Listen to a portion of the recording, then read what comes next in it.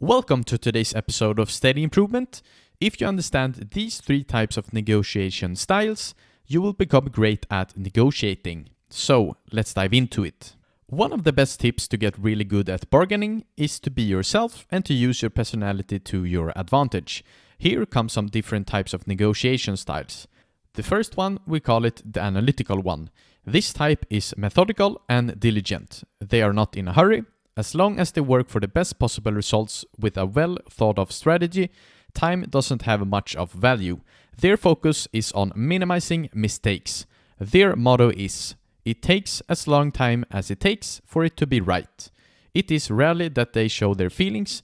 They often use their FM DJ voice, slow but clear. The analytical one hates surprises.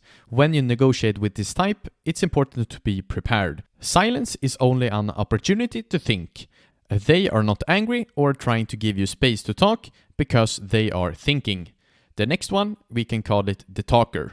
The most important thing for this type is the time that is spent on creating a relationship.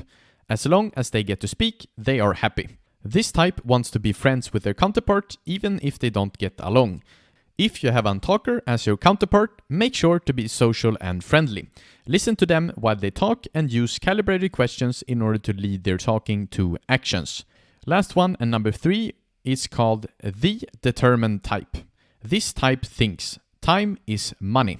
Every minute wasted is $1 wasted. Their self-image is in line with how much they can get done under a given period of time. It's not about getting to the best solution, while it's more about getting it done. Most of all, the determined type wants to get heard. They have the ability not to listen to people before their counterpart have heard what they first have to say.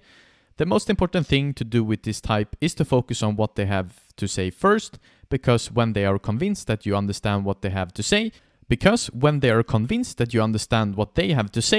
only then they're going to listen on what you have to say. For this type, every moment of silence is an opportunity for them to talk. To mirror this type is a great tip. The most important to get out of this person is to get them to say something like, "That's correct," or "Couldn't have said it better myself." One very important thing that some of you might have been thinking about is how they all react to silence. For the talker, silence means that you are angry, while for the analytical one, silence means more time to think, while the determined type sees it as you don't have anything more to say or that you want them to start talking. Thank you for listening to today's episode of Steady Improvement. Many of you are spreading the word to your friends, family, and colleagues about our podcast, and it would mean the world to us if you also would like to be one of them. Rate, review, and share. We hope that we have helped you in your journey of leveling up your sales skills. Until next time, peace.